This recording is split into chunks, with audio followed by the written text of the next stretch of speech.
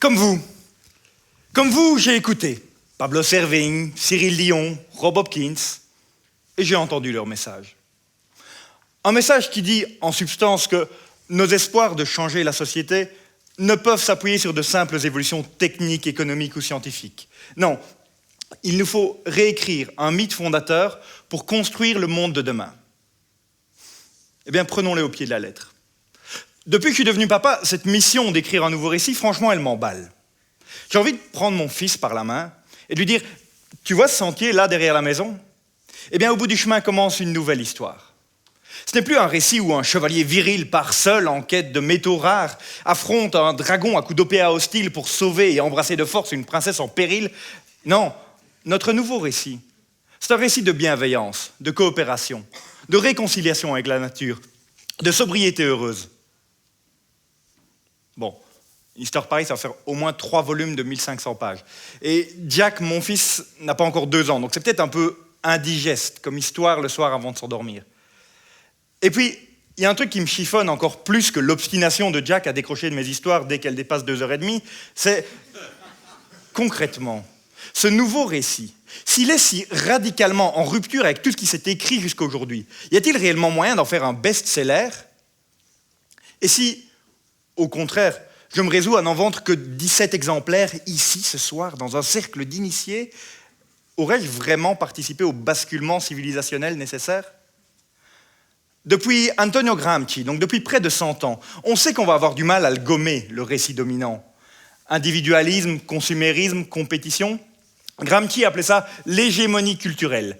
Et par définition, ce récit, il est partout, y compris chez celles et ceux qui sont indéniablement les perdants. Alors, j'ai une bonne et une mauvaise nouvelle à vous annoncer. La mauvaise, c'est que ce ne sont pas 3 écolos avec une Bible 2.0 qui vont écrire le récit que tout le monde désirera pour demain. La bonne, c'est que ce récit, il est déjà écrit, en une flopée d'exemplaires. Tiens, puisqu'on a 5 minutes, je vous propose d'explorer quelques pages de nos engagements pour nous rendre compte à quel point nos engagements pour demain sont déjà écrits depuis avant-hier. Prenons notre volonté solidaire d'ouvrir nos portes à celles et ceux qui fuient leur pays en quête d'une vie meilleure. À ce propos, je voudrais vous rapporter les paroles d'Eumée. Eumée est un porcher, un éleveur de porcs, autant dire en moins que rien. Il vit sur une île de cailloux et de corruption. Depuis 20 ans, des prétendants au trône dilapident les richesses de l'île. Et un beau jour, Eumée voit s'échouer un migrant sur la plage, à quelques pas de chez lui. Il s'approche, et avant même que l'homme ait pu prendre la parole, Eumée lui dit « Étranger, ma coutume est d'honorer les hôtes. Quand même il m'en viendrait de plus piteux que toi, étranger, mendiant, tous nous viennent de Zeus. Ne dit-on pas « Petite aumône, grande joie » Je fais ce que je puis. Tu sais que serviteur vit toujours dans la crainte quand il faut obéir à des maîtres stupides. Mais malgré que l'État pourrait l'inquiéter pour ça, alors que c'est la crise et que l'étranger qui débarque n'inspire pas franchement confiance, Eumée va le faire rentrer chez lui. Il lui sert son meilleur vin, lui allume un feu, va lui chercher 2 porcelets et les prépare. Les mots que je viens de vous dire, ils ont près de 3000 ans. C'est le mythe fondateur de la civilisation européenne. Cette île, c'est Ithaque. Et cet inconnu qui débarque, il a donné son nom à un centre pour migrants à Bruxelles. Aujourd'hui, la porte d'Ulysse, puisque c'est Ulysse, cet inconnu qui débarque à Ithaque, c'est la preuve que les vieux récits aussi peuvent construire demain. Mais je sais ce que vous allez me dire. Ok, c'est vrai, la solidarité, elle est vieille comme le monde. Mais les enjeux liés au changement climatique, ça fait quoi, 40, 50 ans qu'on est au courant? Comment y aurait-il pu y avoir déjà des récits qui apportent des réponses aux questions qu'on ne se posait pas encore? Pour vous répondre, j'aimerais vous emmener aux États-Unis. Ce pays qui incarne, avouons-le, tout ce que vous et moi nous aimons détester.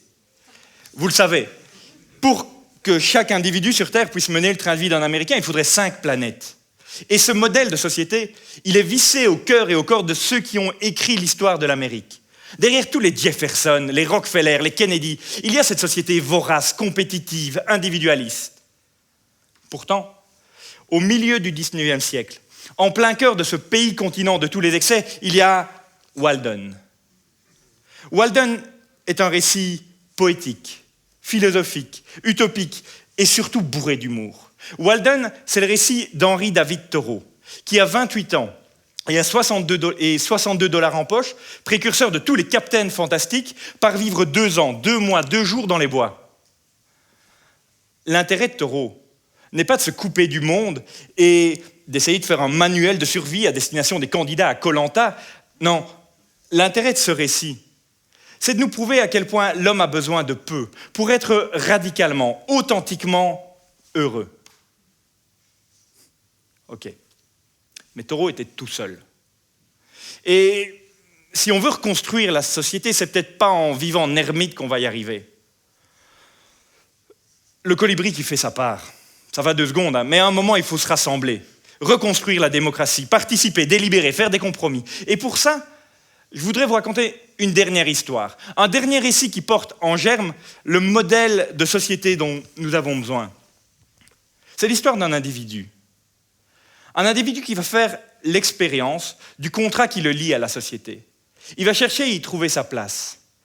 Et il va découvrir que vivre en démocratie, c'est marcher sur un fil entre l'ambition de se distinguer et la nécessité de s'ajuster aux autres pour faire société, précisément. Cette histoire, vous l'avez lue.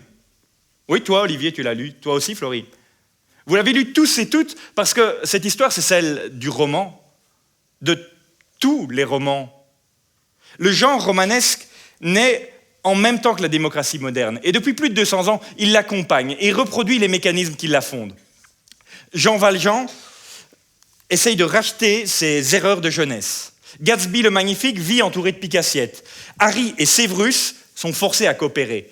Chacun d'eux revit un fragment du contrat qui nous lie. Or, c'est précisément ça, le fondement d'une bonne démocratie.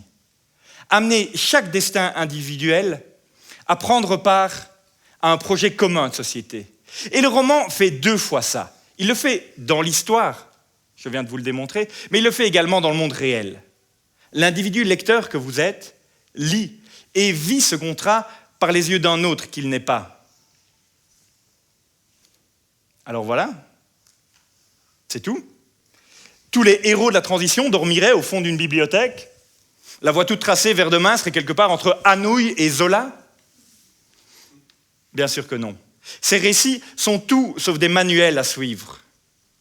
Christiane Taubira a écrit que les livres nous apprennent à ne pas obéir, à nous hasarder dans des chemins de traverse, à défricher des voies nouvelles.